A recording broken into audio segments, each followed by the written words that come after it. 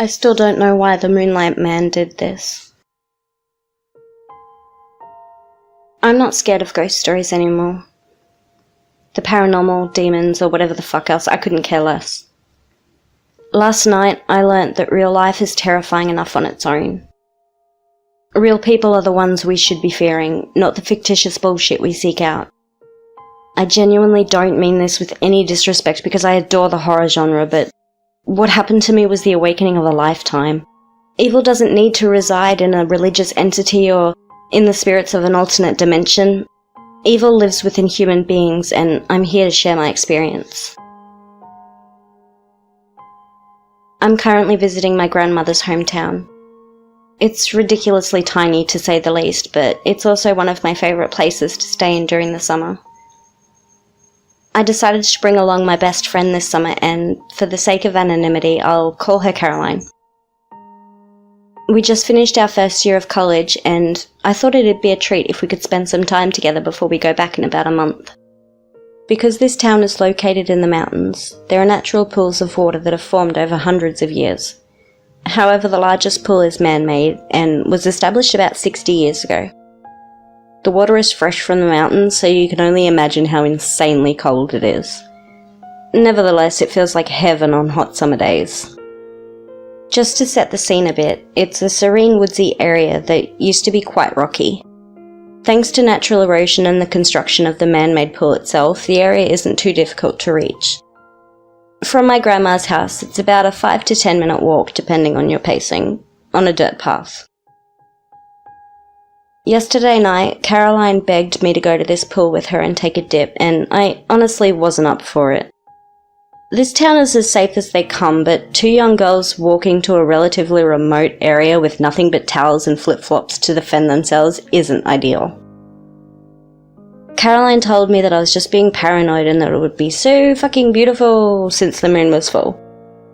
I decided to suck it up and accompany her because, 1, I wasn't going to let her go alone, and 2, she was right.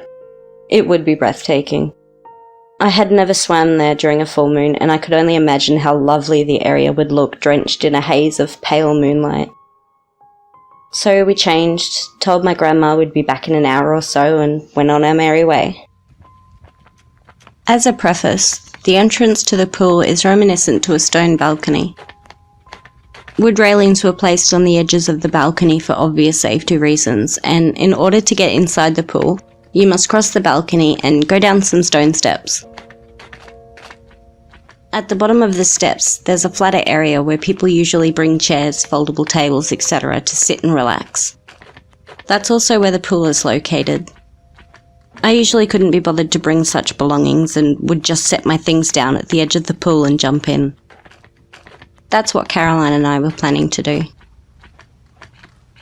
As we approached the pool's entrance, I felt relieved because it appeared to be empty. Seems like we're going to be the only people freezing our asses off tonight, I told Caroline. We laughed, but she stopped abruptly and squinted forward. Wait, she squinted harder. Is there someone standing over there? I looked forward and saw a dark figure standing behind the wooden railings of the balcony. It looked like a man.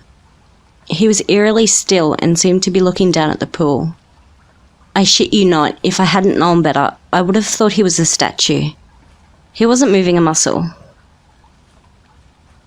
I shrugged and, against my better judgment, told Caroline that he looked like he was just minding his own business and enjoying the night. Without skipping a beat, she just nodded and we walked towards the steps to reach the pool. As we got closer, I realised this man was wearing a full-on tuxedo. I shit you not. I mentioned it to Caroline and we silently attempted to suppress our giggles before passing him. It was so fucking random that we couldn't help it. It just seemed silly. But our laughs didn't last long. I noticed how dishevelled the man looked. His black hair looked messy and matted. His hands were scratched up and brown with dirt. Nonetheless, his suit looked spotless, immaculate even, and his face was cleanly shaven. But his eyes... This man's eyes were piercing. Despite the fact that it was dark outside and he was looking forward, His grey eyes were beyond prominent and unnerving. They looked empty. As we passed the man, Caroline said hello. I could tell she was trying to mask her unease, but I could feel her anxiety building. Hell, I felt so uncomfortable that my hands began to shake. The man, on the other hand, said nothing. He didn't flinch. We passed him in silence. Caroline and I walked down the stone steps and placed our towels at the edge of the pool.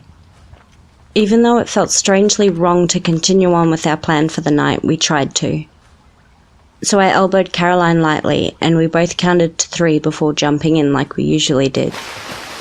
We laughed and swam around a bit, commenting on how gorgeous the moon looked.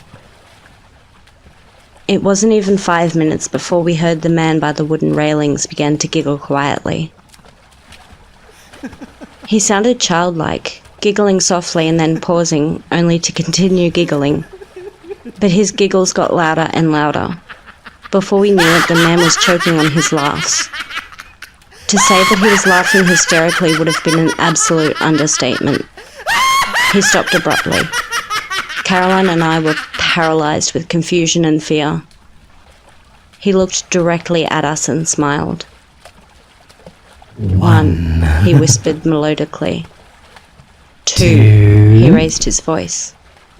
3, the man screamed. He climbed over the wooden railings and jumped into the pool.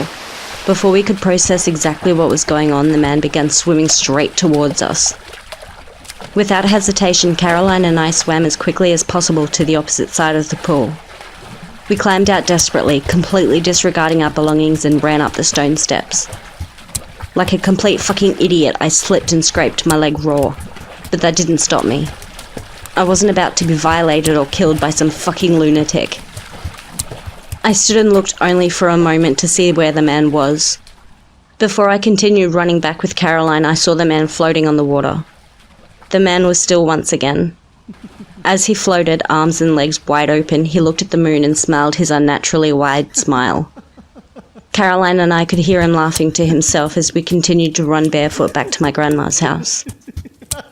We told my grandma of the events, called the police, did what any other rational person would do after such an event. He still hasn't been found.